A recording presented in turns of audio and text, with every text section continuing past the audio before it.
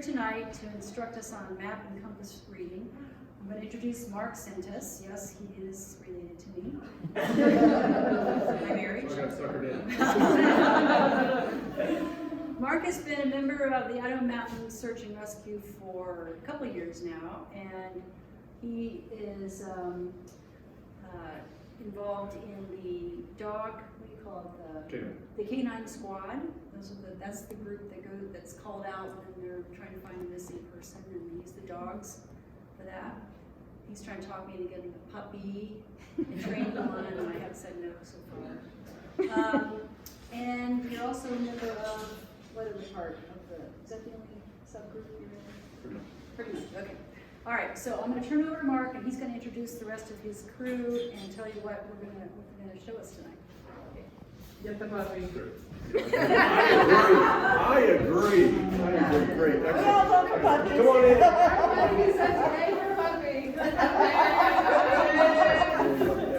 So these are other members of Idaho Mountain Search and Rescue. I'm not going to go through all names, but basically what we are, we're a volunteer search and rescue organization. Idaho Mountain Search and Rescue has been around since 1960. It's all volunteers. When we go out and search and rescue, whoever we find, we don't charge family or anything like that. Now, you guys can't specifically call us. It has to go through an official sheriff's department, but once we're called out, we don't charge for any of our time or activity. As Lisa was saying, we have various groups within it with expertise. We have Canine Jen, that is one of the chief canine handlers. I'm just a flanker. I just walk behind the dog right now.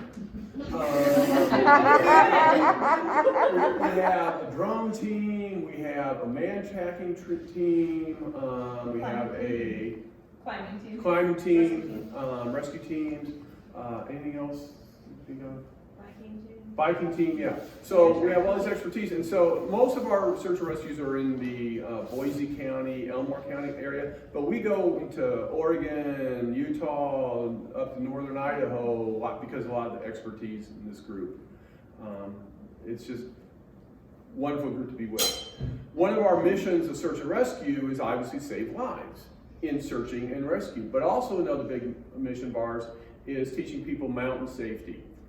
Because if we do a really good job teaching mountain safety, we don't have to search as much. Or if we have to search, there's a higher probability we're going to be able to rescue. So that's why we do these kind of classes to help people, learn. Because compass skills is going to be good. How many people here really already feel great about their compass skills and map skills? How many people brought a compass with them today? Okay, great. Well, let's go. I'm going to pass out first off the maps and the compasses, but we'll come back to these later. But that way, you guys at least can have these maps. Just go ahead and these compasses we need back because we use these for lots of training. But whoever doesn't have a compass, get a compass and grab a map and pass it out.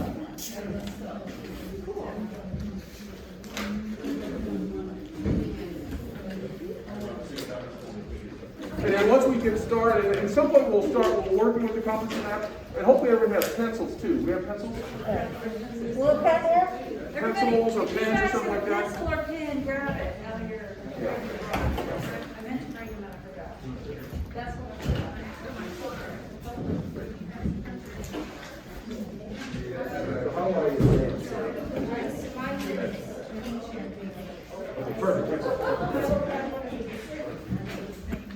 So why do we even need a compass?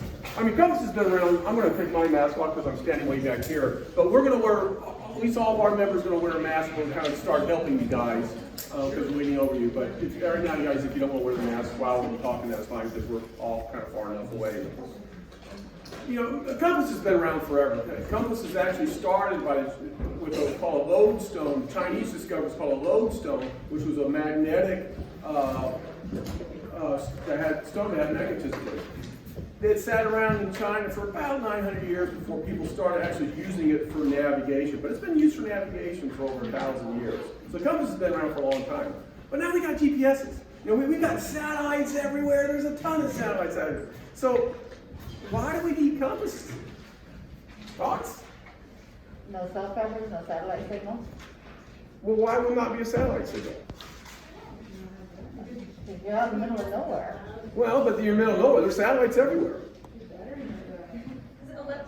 Maybe your battery dies. Electronics fail. That is the only reason. Yeah, I mean, you're right. So, you get into a big, steep, deep draw, you may not have great satellite coverage. But if you're in a deep, steep draw, you really have one way in, one way out. So, yeah, or you can always climb out, but you can get satellite coverage. But all electronics may die. And if you guys, because you're all fly fishermen, if you guys go out, find some lake from camp, and if you look on your map, there's a little camp in the left upper corner where we're going to come back to. But if you go to that camp and you say, oh, I want to go to this lake, it's a great lake, great fishing, and oh, I got my GPS, I can get out there to eat a piece of cake. You're out there fishing, and you have your phone for GPS, and it falls in the water. It's toast. It's getting dark. It's a new moon. You can't see anything. How are you guys going to get back to camp? Well, it's sort of that way, I think. But if you took a simple compass measurement before you left camp, that's all. A simple compass measure before you left camp, you're going to be able to get back to camp, and we're not going to have to come out and search for you. That's why we're here today. All righty. No, we're good. Jump to it. Well, compasses come in all sorts of sizes and shapes, and compasses, they're flat, they've got these mirrors on them and stuff, which allow them to kind of do special stuff. But the bottom line is compasses is really just a magnetic needle pointing to magnetic north. So along that line, let's talk a little earth sciences. You guys remember back when you were in grade school, you did earth sciences? The Earth obviously has a magnetic field around it. That magnetic field is because there's a big solid core of metal in this core of the Earth, and around that core there's a liquid metal. And that movement creates this magnetic field. Well, the magnetic field of the Earth, actually, the North Pole is the south portion of a magnet. And if you remember, opposites attract on magnets. So the compass needle is a positive portion of the magnet. And because it's a positive portion of the magnet, it's going to be kind of pointing to what we call the North Pole. Now, one thing we're going to come back to several times is you also notice that the spin axis of the Earth does not always match perfectly with where the center of the magnetic field, what we call the magnetic north, may not be exactly true to what true north is. So we have the needle of the compass is going to point towards that south portion of the magnetic field, which is the North Pole. If we go down to the South Pole, which way is the needle going to point? North. Exactly. Correct. Because it's still going to be going up north. Trick question though. Not trick question. If you take a compass that you guys have right now, and you guys go down to the Antarctica, is it going to work? Why? You just told me it's going to point north. Is that south? Well, no, it's not. It's going to point north, right? It doesn't because of this pole here. The field isn't going straight down, but actually the magnetic field is coming around. And what happens is all of our compasses in the north hemisphere, the compass, basically, the magnetic needle is balanced on a pin. So you look at your compass that you guys have, that needle, that magnet is balanced on a pin. Well, because the pole, the magnetic pole is downward, there's a balance, there's a counterweight on the tail end of that needle. So the needles in the north hemisphere are balanced so that it lays there, so they're headed around the back end. If we go down to the south pole, yes, it will point north, but it's going to pop like that and it ain't going to move. So if you tend to go down the Antarctica and you want to use a compass, you have to get a compass from down the Antarctica because it's balanced differently.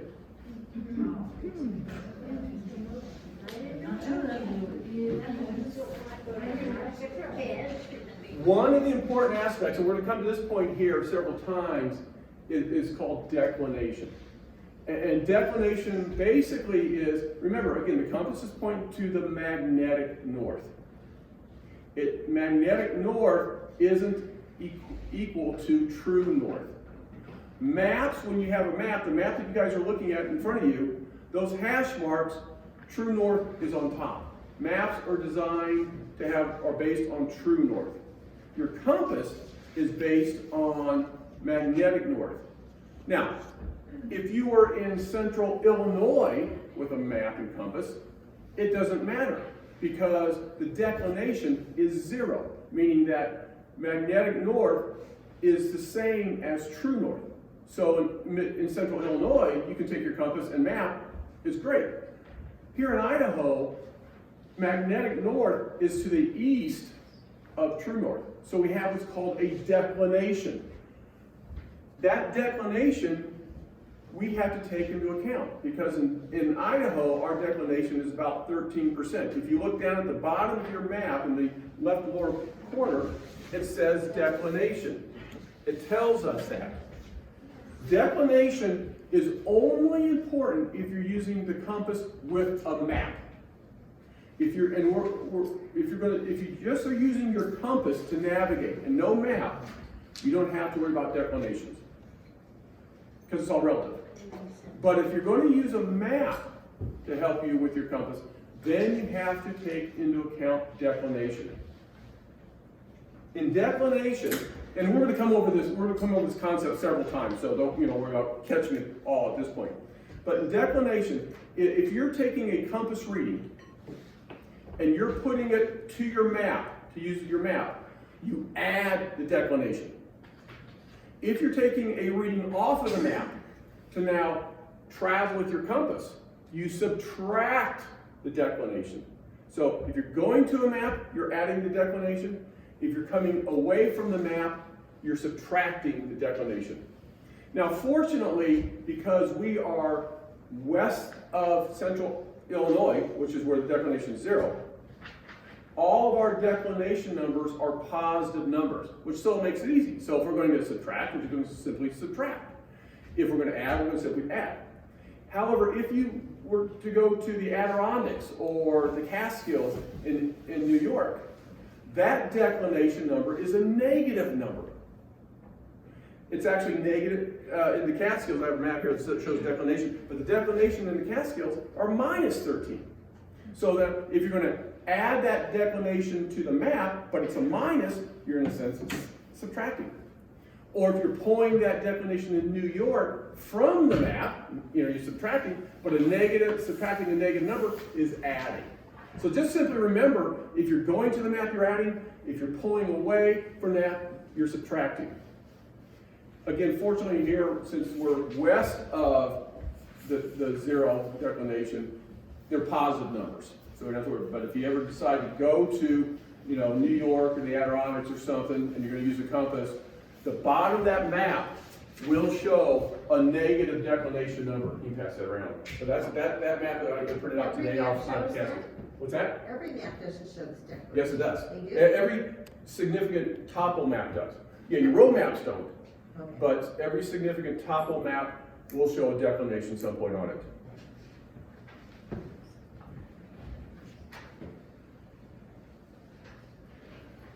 So let's kind of talk about the compass. So everyone has a compass with them now? Okay, great. They have like 14 parts of this compass here. Really, there's only about 3 or 4 parts that are really important. One is your arrow of travel. Because the purpose of a compass is to help you navigate. So to help you navigate, you've got to have something that's pointing to where you're navigating. The other important aspect of the compass is what we call the bezel. That's the round part. You can rotate that. That can rotate. Then, of course, we have the needle. Which always faces magnetic north. And another important part, though, of a compass is what we call the meridian lines. These straight up and down lines here. Because when we start using the compass with a map, these meridian lines help us line up things. So those are kind of the main parts of it. And of course, there's like little magnifying things for people like me that have eyes, etc., and measurements. But those are kind of the main parts of the compass that really are going to help you navigate. So I have a really dumb question. I can give you a dumb answer. The red is what you're always looking at, not the black? Correct. The red. So the red is the part that's pointing north. That magnetic north. The red part that it moves around, moves and points to wherever magnetic north is. I've always been confused about. So magnetic north is that direction. Yeah. So so the red, and if you notice on your compass that when you have a part that's pointing to north that has red in it, at some point when we start using the compass for headings, so you notice on your compass, when you turn that dial, the needle continues to point in the same direction all the time. But you'll also see that you have, what we call the cardinal directions on there. You have north, east, south, southwest. We also talk about those in degrees, 360 degrees. When you start to rotate that you're going to see that red line part of the bezel move around. There's that red part of that bezel. When we start navigating with the compass, we're going to eventually want that needle to be what we call red in the shed. So you'll hear that term red in the shed, and that's what we're saying. Again, we're going to come to that. But did that answer that question? Oh, yeah. Good, okay. So let's talk about how we do a navigation with the compass. Again, we're just using the compass. We're not using a map. So because we're just using the compass, we don't have to worry about declination. Well, first off, how do you hold a compass? Simply, you have to hold it level. You have to hold it level because remember, that needle, that magnetic needle is sitting on a little needle. So if you're kind of holding it awkward, it's not going to rotate evenly on that needle. And actually, my wife used to saw, she was holding the compass and she had her mom's big wedding ring or something on her ring, and the compass went to that ring. So big pieces of metal, even if you're holding the compass in that hand, can affect that needle because it's simply a magnetic needle. So metal can affect it. Sitting out there and putting the compass on your car hood ain't going to work. Or even on these tables. Well, yeah, you're right. There may be enough metal on these, yeah, you're right. There may be enough metal on these tables that it changes it. Although mine's not changing. No, I take that back, you're right. Yeah, the frames. It is, the frames have enough metal. Yeah, so the frames have enough metal on them to affect your compass. Good call. Hey Mark? Yes. I've had it for fishing too, like my fishing vest, different like pliers, different things. That'll affect it too if I'm holding it close to my body. Oh, so for this group, that's really important. Yeah. Yeah, so again, holding it away from metal is going to be key. So how do we navigate with a compass? You're going to hear two terms. You're going to hear the term bearing and heading. Bearing is simply just pointing at an object and telling us what is the direction that is that object. What I want to do is, and the way to do a bearing is, again, remember your compass has this level of travel. Everyone take their compass in front and point the main portion right at me. Then what you want to do is you want to turn your compass, the bezel part, until that red needle is in the red of the bezel, the red in the shed. Is everyone figuring that out? Okay, so everyone's got the compass pointing at me with the needle, the red in the shed. So what numbers did you guys get? 80 east.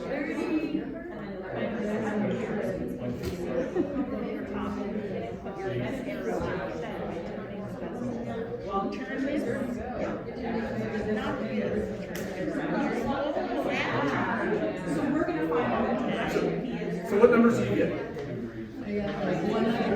What's that? You don't have to say east. Just say 110. 110 for you. How about over here? Mace, what'd you get? 44? Perfect. So I'm here, 44 over here. And I'm here, a 110 over here. 118. 118. So that is right there. So on your what you guys are doing right now is you're taking a bearing. 84. Perfect. You're taking a bearing.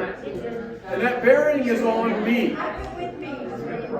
What that bearing is, but see, she's getting 118 and she's getting not 44 over here. So your bearings should be in those numbers. Now the 95 should actually be kind of over here a little bit more. You should probably be at about 50-ish or 60-ish.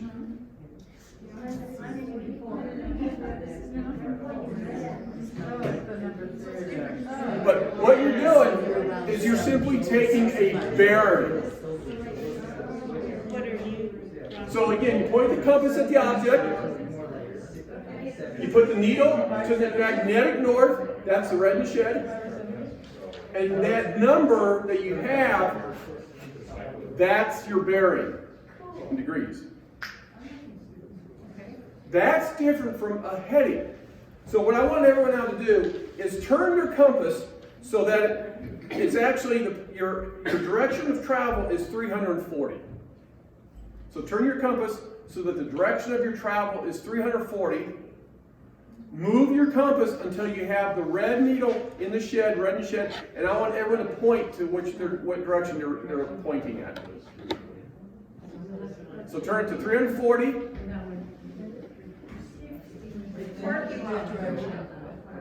When you say turn, when you say point it to. 340, put your compass and bearing 340. So you turn your bezel to 340. Yeah, so you turn your compass to bearing 340 degrees. Your compass, you always keep it flat. Rotate your compass until the red is in the shed and show me which way your direction to travel is. That is a heading. That's a heading. So I gave you guys a bearing number, but now you're giving me a heading. I can now go, if someone were to tell me to walk 340 degrees, I would then put my compass to 340 degrees. I would then get the point, so the arrow direction, so that the red is in the shed, and then I would simply follow that. That is a heading. I've used a bearing to make a heading. The bearing is when you guys were just pointing at me, or I gave you a number. The heading is our direction of travel. And everyone's got that we went that direction. Yes? When you're on this, how do you know what you're where you're. So then you'll. We're going to come to that. Perfect. Like, okay, I don't know where to set my compass at. But you will. You eventually will. Bearing ahead of that, and you'll be like, So again, is that a heading? Is that a heading? navigating with the compass. We have a bearing number. We dial in that bearing number. We orient the needle to the magnetic north, red in the shed. And then we follow that direction, keeping that needle red in the shed. That's how we follow a bearing. That's how we're doing a heading. So Mark, when you go up and down hills, does it change when you go up? Nope. Nope, it stays? Yep, because the magnetic pole, the magnetic of the earth is still going to be going along that same direction. So Now, if you happen to carry the compass like this, because you're going up and down, that's not going to work. But you keep it level, yes. So define a bearing for me. Okay, so a bearing is simply pointing your compass at me and getting a number. That is a bearing. Okay, I'm It's a on a good mountain. bearing. What is a bearing on a mountain? So I want We're going to come to that. Okay. Okay, we're going to come to that. Because we're getting to a maps. That's where maps come into place. And actually, great segue. Let's talk about maps. Hooray! I love these plans. So obviously everyone knows about road maps. You know, they tell you how to get from place A to place B. But road maps, you know, they're not going to give us a whole lot of information. When we talk about kind of the maps that you guys have in front of you, then we also have to talk about latitude and longitude. Latitude are the numbers that go up from the equator. So this is latitude 15, 30, 45 degree latitude, New Meadows, up to 90. Numbers that go down are negative. Longitude numbers go around the earth. The prime medium is going through Greenwich, England. Someone in England a long, long time ago said, we have to give someplace to start. This is it, prime medium. Numbers that go east are negative, are positive. Numbers that go west are negative numbers on the longitude. One thing I want to point out, we're going to come to this a little bit, but notice how the distance on all of the latitudes are always the same. The distance between latitudes are always the same. But the distance in the longitudes, as you get closer to the poles, it's wider here, narrower there. So, who wants to kind of give me what the latitude and longitude is of X, which is Boise? X. Anyone kind of guess? 45 degrees north. What's that? I said 45 degrees north. Okay. Pretty close.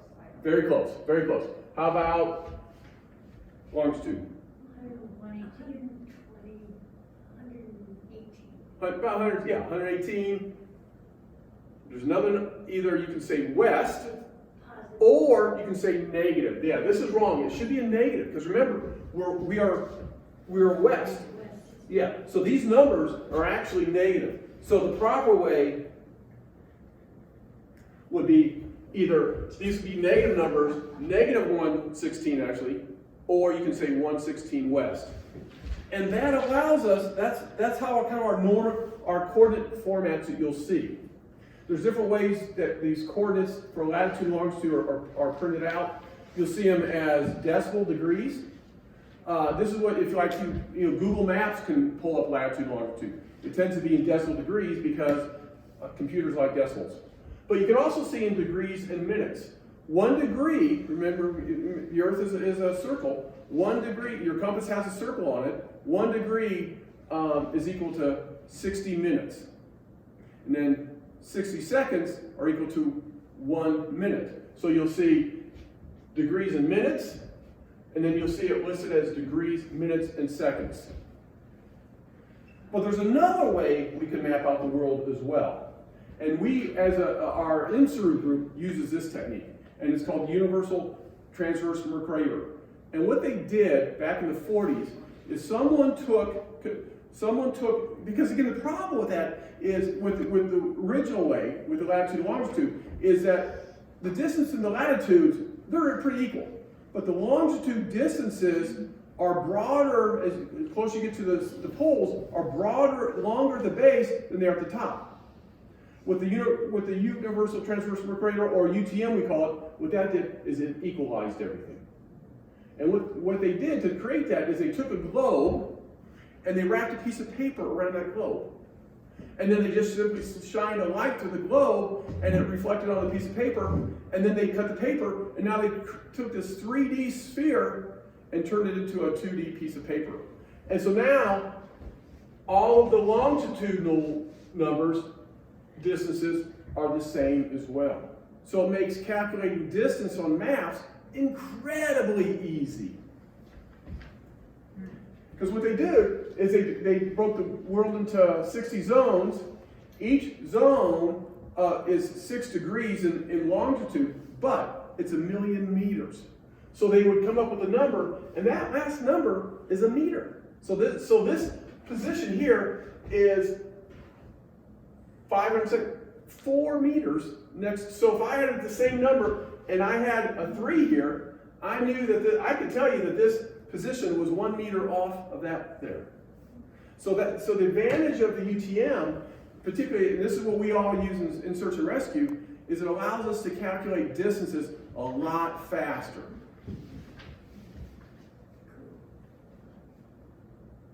So when we talk about all these coordinates, we're basically saying the same thing. There's different ways we list these addresses. We could put it in degrees, minutes, and seconds. Here's 116. It's west. We can say it's west. We could put it in degrees and decimals, but remember, there's no W there, so we have to put a negative sign. We can use UTMs for the same, or we can give you a street address.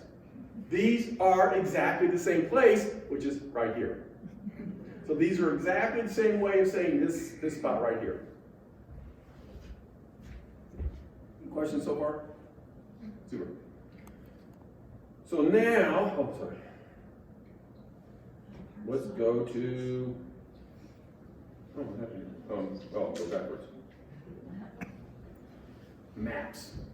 So who here has not seen a topo map before? Excellent, I love it. I love it. So the map and compass is going to work best with a topo map.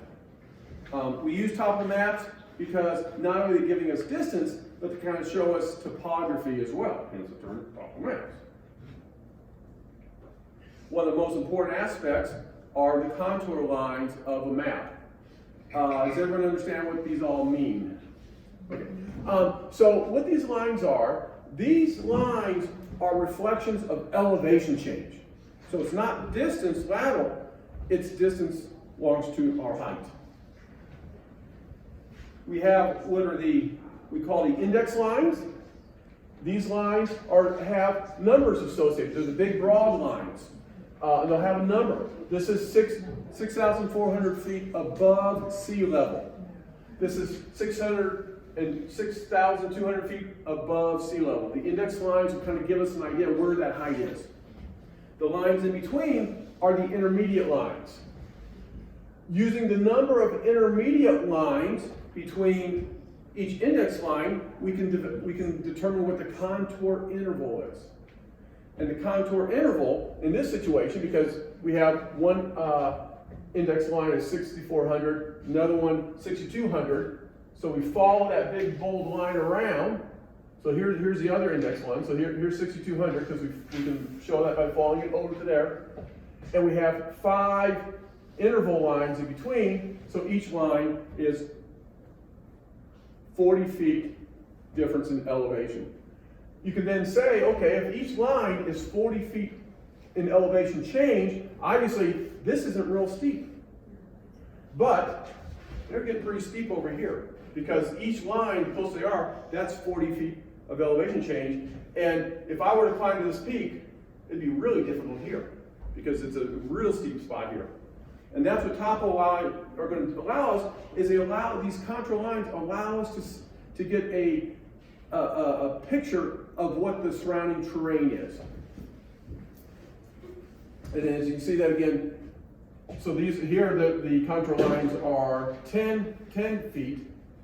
So the peak is 10, or the peak is 50, but you can see that this is going to be higher because it's 50 over 40, so this peak is higher than that. Plus, this is also steeper because you have more lines closer than you have over here. So you kind of get this, this is what, if you were standing on the ground looking at the hills, you're saying, I'm going to walk over that one than instead of that one, because you can see that this is what your hike is than that. So now we can play a little game. All right. So who wants to tell me, number one, which one it goes with? So which one does this fit match over here? B. Did I hear what? B. B. Yes. All right. How about number 2? E. E. Okay. Yep. I'm going to skip 3 because 3 is pretty similar to 6. So let's go to 4. How about 4? C. All right. C. Good. 5. Good. Okay. Now 3. Because 3 is pretty darn close to 6. A. 3 is what? What? A. A? D or C. All right. So 3 we have. They're both very similar. They have both 2 peaks. But this peak is a little broader than this sharp peak here. B. 3 is B. Okay, who says A? Raise your arm. Number 6. Okay, who says D? Which one? I said D. D. All right. Survey says D. So 6 would be A. So yeah, so a lot, you can see that this peak here is narrower than this peak here. And that's what the contour is kind of showing you right there. And also more contour lines than 6. Right. Steeper. for steepness. The other thing that their topo maps are going to show you, besides contours alone, is going to show you also features as well. They'll show you a peak. So again, we just saw that the contour lines as they come around, that's a peak. It's flat there, but it's pretty steep on each side. It shows you a stream and gullies. Streams because, we got water coming there, but we also have gullies too. And what gullies are, you walk the mountains and you're walking a ridge. Well, that drop off the ridge down the bottom where water runs, that was called a gully. So you can actually see that on these because you see kind of it kind of curves around, but then you have this like series of V's coming. So this is kind of inward. This is more of the ridge, outer ridge. This is a gully. And you can see that simply on maps, on these topo maps. Gully. Let's see. You would actually.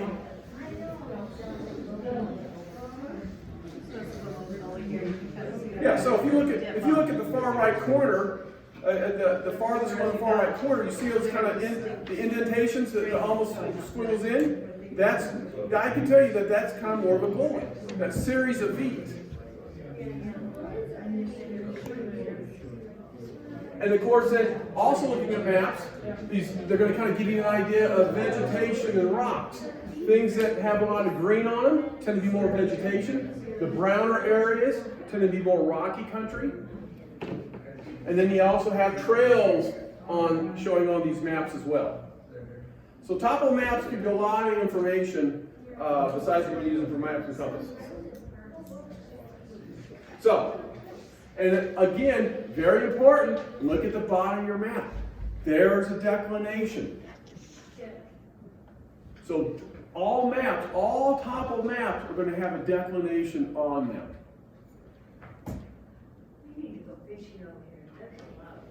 Oh, well, we're using this map. You can keep this map. This is a real map. This is not a fake out map. That's why I printed out this map for you guys. Yeah. So, we are going to decide now. Okay, let's talk about this bearing that we were talking about before. How do we get there? How do we get there from here to there? Okay, so you guys all have this map. This is the same map you have. I'm hanging out camp here, okay? I've got a map with me. I'm saying, man, there's a really cool lake there. I hear there's great fishing there. Now, I probably have a GPS out getting me there, but gosh darn it, my GPS, I'm afraid maybe battery's running low or whatever. I'm going to use this map and I'm going to use my compass to get there. All right? Well, I could certainly, if I didn't want to use a map and compass, I could just simply follow this trail around to get to the creek, and I can then follow this creek easily over to the map. But look at the contour lines. There are not a whole lot of contour lines between here, which tells me it's fairly flat. So I want to go from my camp to there without and I can cut all that out. So what I need to do is I need to know what direction I'm going to go. So now I'm going to take a bearing off of my map. I'm going to get a bearing off of my map. And the way I want to do that is I'm going to take my compass, and so at this point you don't have to worry about your needle. So don't worry about your needle whichever way the needle points. That's not important. What you're going to do is you're going to take your compass and you're going to line it up from your camp to the lake.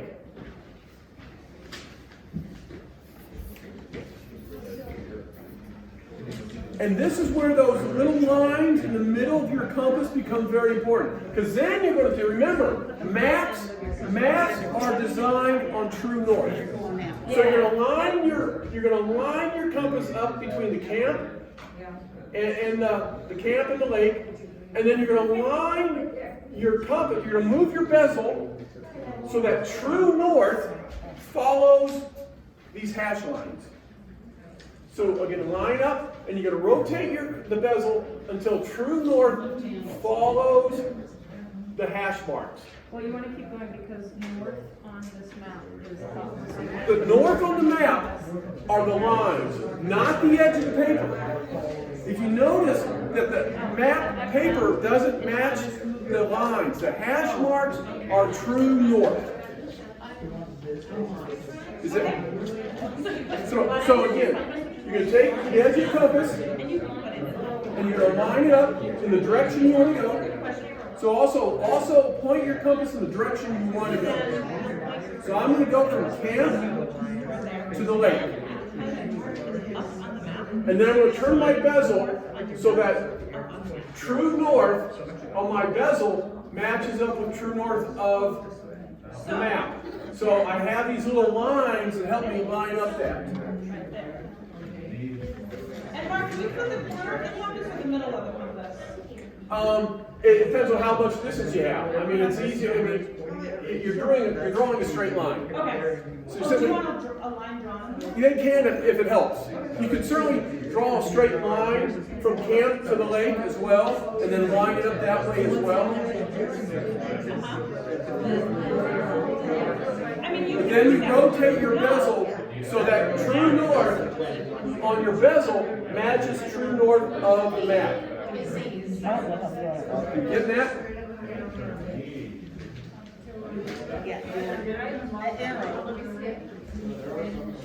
So, remember when we were pointing at So, what's that bearing? Has anyone come up with that bearing yet?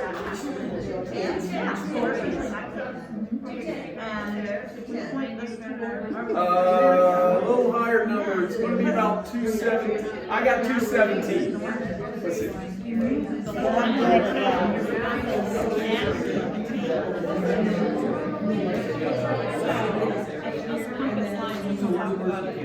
helpful, we can line them up. But as long as we're putting them, then we find out what the direction is. She gets about 217. That lake is where it's at. South. Should get about 217. What are we lining up so Okay, so what you're doing, so now you're gonna, all right, so now you're perfect so far, so you got the, you're lining it here, okay. So you got the camp to the lake, all right? Now you're gonna turn your bezel, so this is lining up north. So your bezel's pointing true north. Oh, to this. Yes. Okay, I had this pointing to that. I wasn't sure what I was pointing to where. So again, Okay. what you want to do is on your compass, don't worry about the needle. Don't worry about the needle. What you're doing is you're lining up and pointing from camp directly to the lake, and then you're going to rotate your bezel so that it's pointing true north on your map. Those are the hash marks on your map. So you want them lined up perfectly. And you should get about the map direction should be about 217-ish. And you know, again, some of these have degrees of 2 degrees, some of these have degrees of 5 degrees, so it's the kind of compass. But you should be around the 215, 217 range. You get it? You get it? You got it? You get it? Oh yeah. Oh yeah. That's yeah. There you go. This will be a little easier. It'll be a lot easier. Yeah. You get it? You get it? Okay. So right on the edge, right on the edge, you can to that. It's just easier. Then you're going to rotate this so it's pointing directly north. Because remember, your map's on north. Right? And so you're in 5. So you should go about 215. Yeah. So does that make sense? Still trying to remember. Yeah. So you're pointing where you want to go. You have the bezel has to point north. So, okay, instead of going something in that area, going southwest. So you get it? You got it? You get it? No. Okay. So anyone having difficulty still with it? Anyone having difficulty with it still? You should get about 215. All right. So now you have a bearing off of a map to the lake, correct? You have a bearing from camp to the lake. That's a bearing. But remember, it's off of a map. So now I'm going to use my compass to navigate to it. Do I use 215? I'm pulling the bearing off of the map. So what do I have to do? Because I have to take into account declination. I'm now pulling it off the map. Off the map. So I'm subtracting. So now I have to subtract the declination. So about from 215 and the declination is 13, I want to turn my compass to about 201 or 200 degrees. Roughly 200 degrees. Did everyone follow me so far? Because I'm going to use my compass now. So my initial bearing was on the map. I'm going to pull that bearing off of the map to use my compass for a heading. I have to subtract the declination. Now, if I was doing this in central Illinois, it doesn't matter. It's all 0. But because we're in Idaho with a declination of 13 degrees, we have to subtract it. And I'm going to show you why in a minute, but we have to subtract it. So now, my initial, when I did it on my map, I got 215. So now I rotate my bezel, so now it's just 200. And at 200, then I can take my compass, level, I can arrange it so that the needle, the magnetic needle, is red in the shed, and I follow that direction. And that's going to take me straight to the lake. It is. Did you guys follow that so far? Yes. Yes.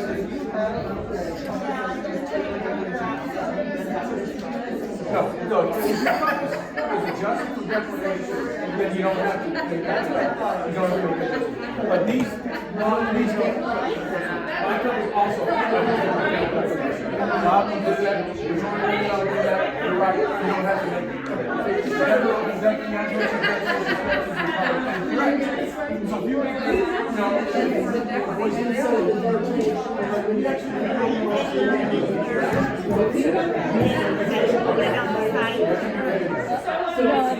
I'm going to use New Illinois. That's okay. So, and just to answer your question. So again, you pull that number off. You now adjust because you're pulling it off of the map. Okay, so you're pulling it off. You're subtracting the declination. Now it's 200. You rotate your bezel to 200. You put now you're going to use the needle because now your compass has been adjusted for magnetic north by subtracting that declination off true north because you got your bearings off based on true north. By pulling it off the map and subtracting the declination, now you're going to go based on magnetic north. So that's why your heading now is going to get you to the same spot as your initial map bearing. If you're off a degree or two, it probably is not going to matter a whole lot unless you go really far.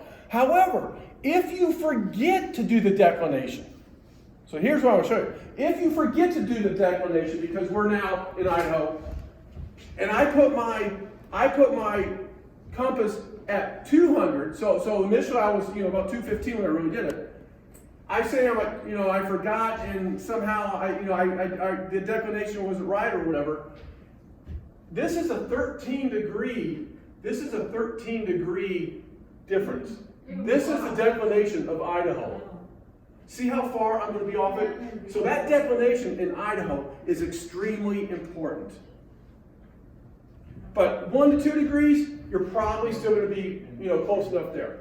But the declination, it's so large that this is how far I'm going to be off. So you have to remember, when you use the compass off of the map, you're going to subtract that declination. So has everyone caught that so far? I kept it up, so I got this up by 200. Now what do I do? Now what you do is, remember, yes, that's exactly, get red in the shed. You move your needle until red is in the shed, and then you follow that line of direction. All right. So, Lisa gave me a prize to pass out. This is Fly Highway. This is the Rocky Mountain Fly Highway DVD. All right, all right. I have a prize here. All right, everyone knows how to get from camp to the lake, correct? We got a map of about 115 declination. We subtracted that and turned our compass to 200 degrees, and we followed that 200 degrees to the lake. All right, we're fishing at the lake. I've got no GPS. It's getting dark. I got to get back to camp. What do I do with my compass? Yeah, you reverse it. Okay, so which is what? So, I want to go 60.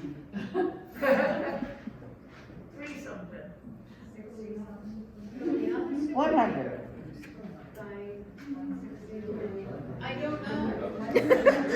Just follow your compass. I'm looking at this little big long plastic compass and I know the answer.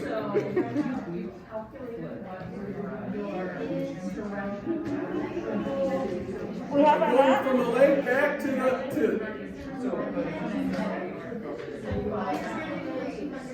what? Nope, she's about right.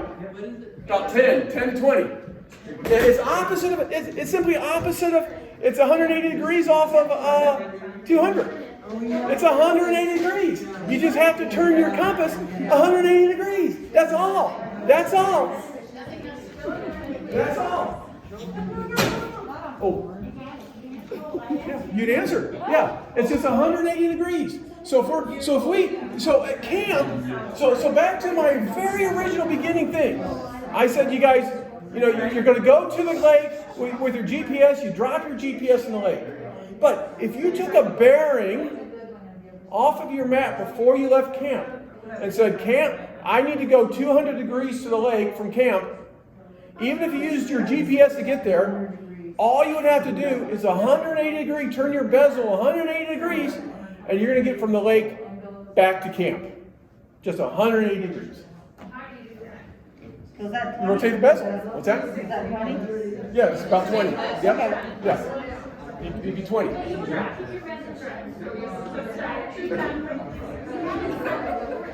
All right.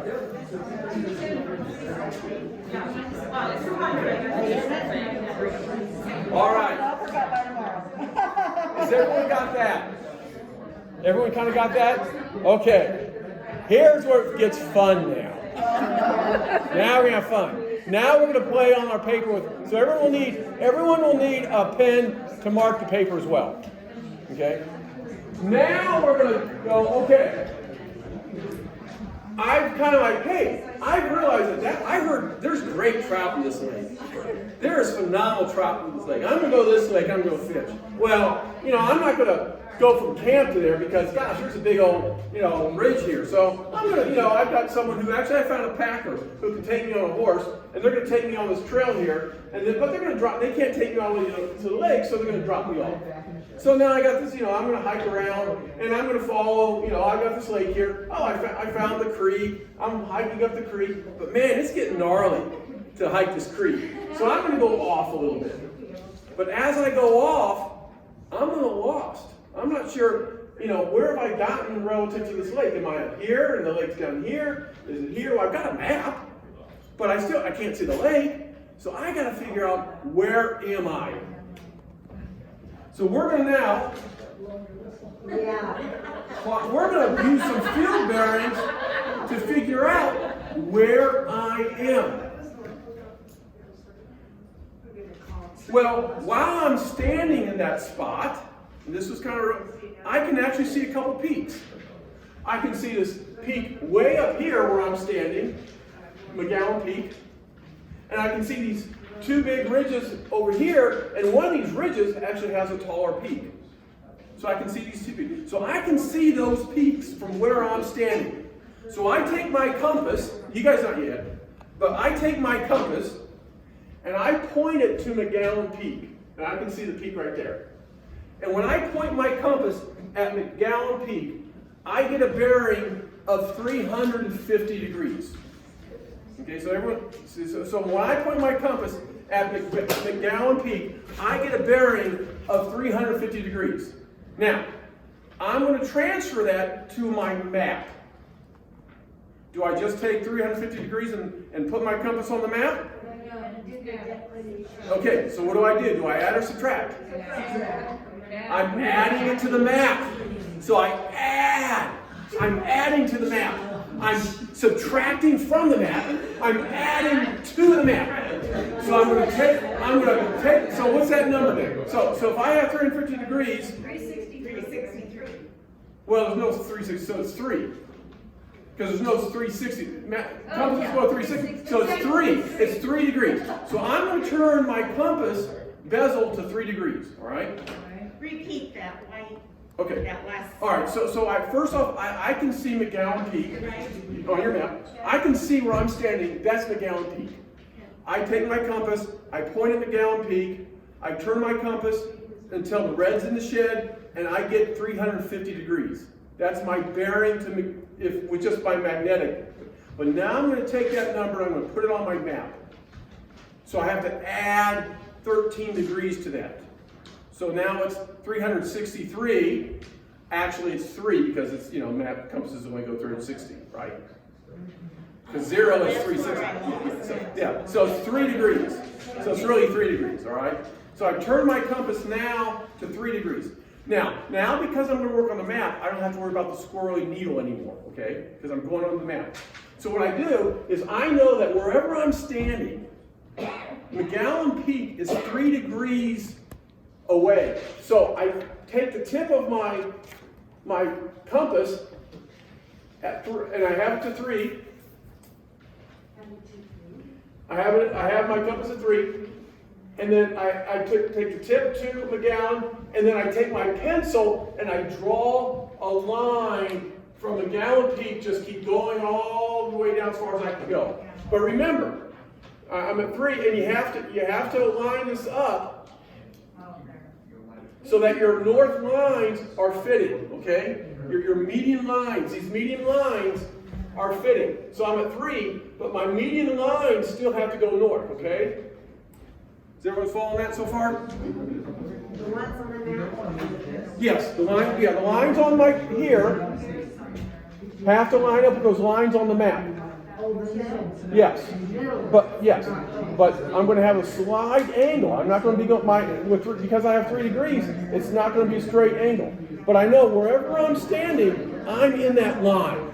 I'm someplace on that line because I know that McGowan Peak on the map is 3 degrees away, 3 degrees in direction.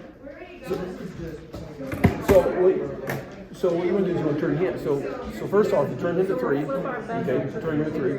Bezel 3 degrees. Okay. Here's McGowan Peak. Now I have to line this guy up here. So here's McGowan Peak. All right. And I have to line him up so that he's in line. Okay. See that so far? Now I'm going to draw a line. So I'm going to draw my line. So line him up. I'm going to draw my line. Okay. Draw my line. Okay. Now I can just make my line because I just got this right. Okay. Okay. So see how I got that? Because I'm standing someplace over here. So I'm standing someplace in this line. Because I could be standing here, I could be standing here, I could be standing here. But wherever I'm standing, McGowan Peak is on the map 3 degrees to my right. Okay. Because when I stood there with my compass, looking at it, it was 350 degrees. But then I had to add the 13 because that's the declination. Because I'm going to the map. Okay? You guys get it?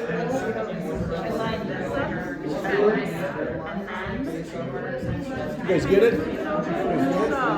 Okay, all right, no problem. So 350 degrees, right? So I saw McGowan Peak way off the distance. Yeah. So it's 350 degrees. Yeah. So now I'm going to add, because I'm going to my map, I'm adding my declination of 13, okay? So I'm going to rotate my compass to about 3 degrees, all right? So I'm going to rotate my compass to about 3 degrees. So far? Are you following? Okay. Now, Yes, about 3 degrees. So each one of your marks looks like about each one of yours are like 15. Let's see, 30. So there's 10. So yeah, each one's 5. Each one of your marks is 5 on yours, which is the same as yours. Each one on marks is 5 degrees on you for your compass as well. So now I know that wherever I'm standing, McGowan Peak is 3 degrees to my right.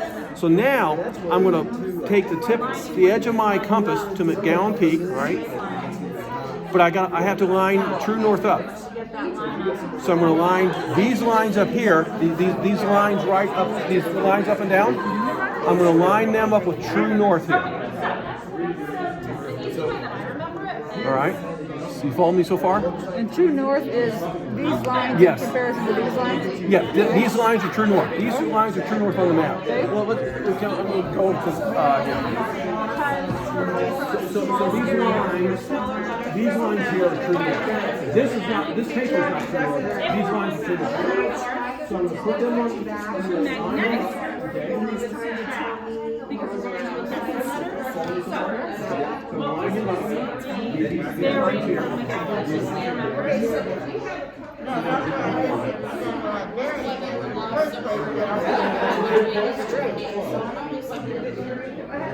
Well, really what it is Do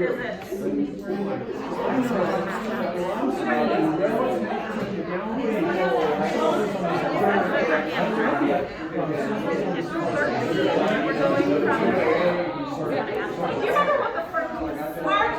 What was our bearing to McGowan Peak? On my compass, it was 350 degrees. 350. Okay. 350. All right. So we have But you have to transfer that to your map. Yeah. Okay.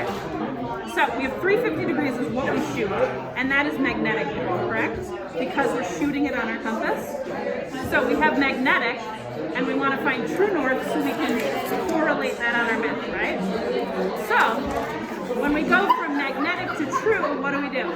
We add, and we add 13 because on the bottom corner of our map we have 13 degrees. So 350 degrees plus 13 degrees, and we add because we're going from magnetic to true is what? 363, but we don't have 363 because it ends at 360, so that's how we get 3 degrees. So then we line our bezel on our compass up to 3 degrees, and these are hard because, I'll show you. I would recommend getting one that's a little easier. Finding 3 degrees is much easier, right? That's 0. Then that's 3. So that's much easier. This is hard to see. So you line this up at 3 degrees. That's right about 3. And then we put these background lines. Yours is better. Actually, yours is pretty good. So we'll put your compass at, 3 degrees. Then we put these background lines to line up with our grid lines on the map. So you get above it,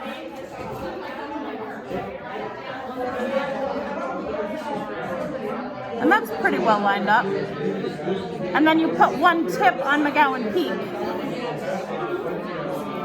So why did he, when he was down here and wanted to go back, how come he chose that spot to do from? Well, what I believe we're going to do is triangulate. So we're going to say, I don't know where I am. Right. How do I get back? Here are the things I can see. So we're just drawing a line at 3 degrees to McGowan Peak, because we don't know where we are along this line. And he doesn't know where camp is either. Correct, because he's gone all over the place on horseback. So what I think is going to happen next is we're going to shoot another bearing to this. Then we're going to get another line. And that line's going to cross exactly. So, why don't you draw your line? Oh, you got it already. Perfect. It's not too But I don't understand how that's gonna make him go to his camp. because we're going to find out where we are. We don't know where we are. Right. We know that we're at the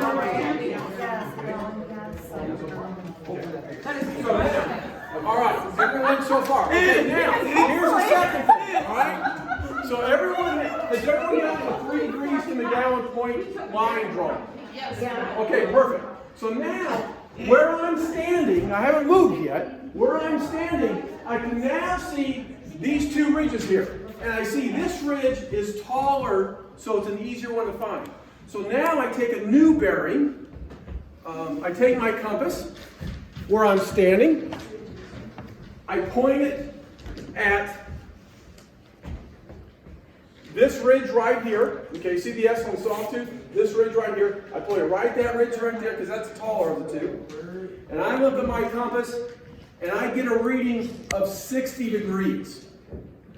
So where I'm standing, looking at this guy here, I get a reading of 60 degrees. All right? So I'm going to take that number like I just did with McGowan Peak, and I'm going to add it to my map. So what do I do with 60? Add how much? 13 degrees. So I turn my compass to 73 degrees. I turn my bezel until it reads 73 degrees. All right? And I put it the edge on that. Where's the 60? I put the edge of that compass right on the edge of that peak that I can see. I make sure that north again line up like I did before, and I draw another line. I draw another line now. Yeah. How am I getting 60? Where's the 60?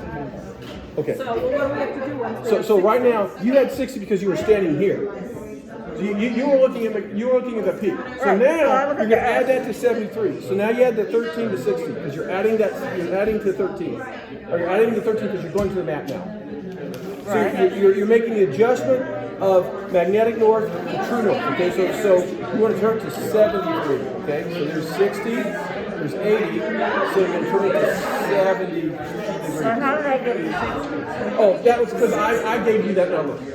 I did that number. Oh, I did the 60. I did the 60. I did this. You guys know what? I did the 60 because I was standing there looking at peak. And that's how I got the 60. Okay, because I was standing right here and I was pointing to the S and I was trying to get the 60. No. Yeah, Okay. so I did it. I got the 60 standing there looking at the peak. But now I'm going to transfer it to my map. So I have to add the declination to 13. So now that's why I turned my thing to 73 now. Okay? Now, here's the peak. I now draw a new line like I did before. Remember, I have to line this up to true north. Line this up to true north, okay? Line my lines up to true north. See how they're lining up to true north now? Right. Forget the needle there. The needle means nothing. Okay. I'm lining these lines up to true north, okay? All right. I have my line. Okay, here's the peak I was looking at. you add. Because you're going from a lesser number to a larger number. So you're adding when you go to magnetic to true. And magnetic is when you're shooting a bearing on your compass. True north is when you're playing with the map that is not declinated. Or it is not adjusted for declination. True north to magnetic north, you subtract. So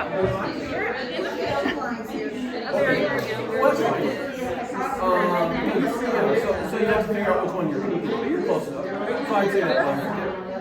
yeah, So I am standing because I have this line here and this line here. I'm standing right there. That's called triangulation.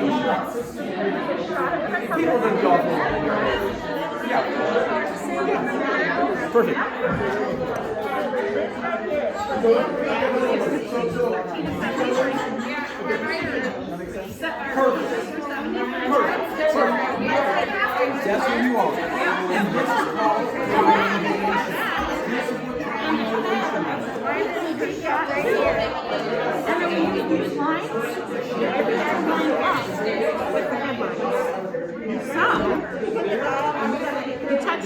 and then you make sure you're level because you want north pointing to north of the map, and then you draw a line. You might want to. So that's 60 because of me. You kind of, you know, you're like over here, but you're not.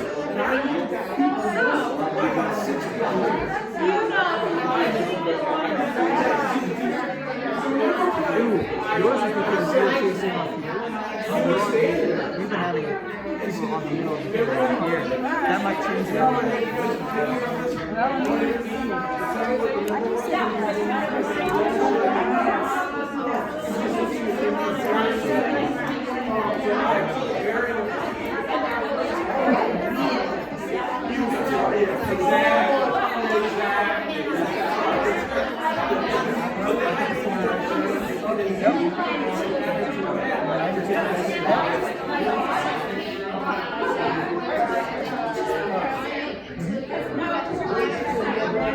So is everybody getting that? That is called triangulation. That is how you find yourself on a map and compass. You're taking 2 points and you're the third. You're triangulating. That's how you find your locations. This is not 73. I was wondering why it was off. So 60, These slides, which hopefully you'll have access to, will go over this as well. So all this stuff is kind of on these slides as well, how to do a triangulation. It's a different map. So basically, with a map alone, sometimes you have trouble finding the mountain.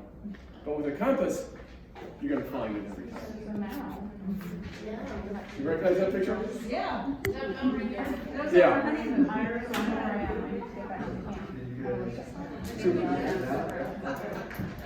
So questions. So you guys have figured out, first off, how to do bearings. That would be the next step. We don't know. You figured out how to do a heading. You figured out certainly how to get back from the lake, which is what I really want you guys to remember. Simply how to get back from the lake. And you also do triangulation too. Good job. Questions? Yeah, wait a minute. Yes. I'm not back to my camp. Oh, well, that's what the pack animal's going to come. The pack animal's going to come pick you back up after you fish. After you get done fishing at that lake. Okay. Because you're not going to go across these ridges, right? Look how steep that is. Right. You're not going to cross that. No way. So you're going to have to follow this. She's a really good hiker. You're going to have to follow this pack trail here. You have to follow this pack trail. Okay, okay. Yeah. Don't turn me loose out there. Any questions? You guys did great. I think there's nothing. You just have to keep practicing this. It really, what I would recommend is that when you guys go fishing and you guys have a lot of fishing outings, take a compass with you. Just simply get used to taking bearings and headings. Just simply do that. Get used to following your compass red in the shed. Point at some object and then and turn your compass so you have red in the shed, and just look at your compass and follow and see how you do heading. That alone will get you out of the woods. I mean, really, it really will get you out of the woods and keep us from having to go in the woods. Do you have a book or a website you would recommend that we could reference back to? So REI has a great map and compass website. Some of the stuff came from REI's website. Okay. So yeah, I'd say REI. Yeah.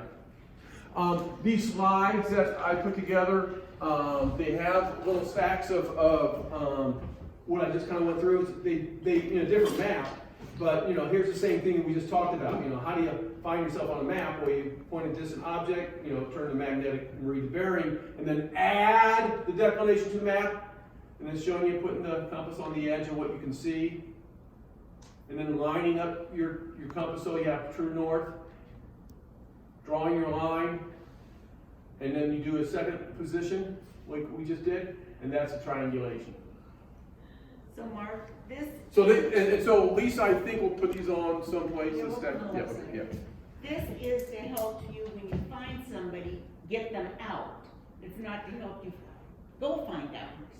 Well, what we hope is this will keep us from having to go find you. But we have different ways of finding you. We have ways, yeah, we have, well, I mean, if you're, first off, if you guys do go fishing someplace, tell someone. And then put a note on your car. Because that someone may go away, who, you know, may, or, you know, have other plans and we can't get, that someone doesn't tell us that you're missing. So also put a note on your car where you're going. And when you expect to be back, especially if you're going to be overnight. When you expect to be back. Okay, so for instance, if you park your car and you have your like compass and you say, you know, that peak looks really good over there, I bet you there's a pond over there, or I see it on my map, I'm gonna head that way. Can you write on a little note on what you're heading? That would be beautiful if you did. Yeah, if you said, I took a 30-degree heading from here, they would say, damn, someone showed you map and compass. That would be great. But not very good because you're lost. I mentioned it to a couple people, but a good source too, if you need maps, like if you're going out, you can go to the Cal Topo. They have a free service where you can actually go on and print maps just like this. Yeah, it's actually SAR Topo on the computer. Cal Topo's on your phone. Oh, okay. Yeah, Cal Topo is SAR TOPO, which is what we use. There's a free version of it that you guys can use. We use that professionally, SAR Topo, in all our stuff. And you can actually print out those maps on your home computer on SAR Topo. And then you can use CalTopo, CALTOPO. That's an app you can put on your phone, which is the exact same maps.